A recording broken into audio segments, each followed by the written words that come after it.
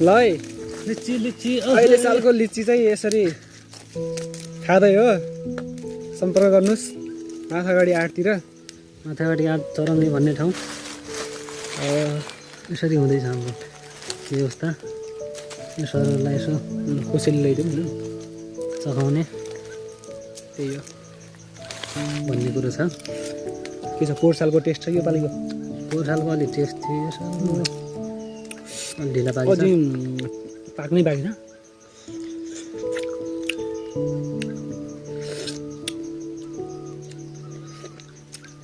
तर पर्तेमा कमिला किन लाग्नु कमिला गुली छ त फुडियामा लाग्यो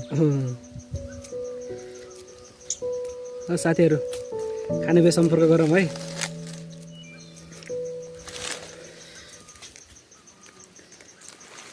लिची ओहो लिचीको उत्पत्ति चाहिँ चाइनाबाट है कृषि प्राविधिक अनि लिचीको साइन्टिफिक नेम लिची चाइनेन्सिस भन्ने हो। अब अरू बाँकी जान्न मन छ भने यसो पिडिएफ डाउनलोड गरेर पढ्नु होला। गर्मीको टाइममा छारीमा यसको जुस बनाएर हुने हो लिची जुस।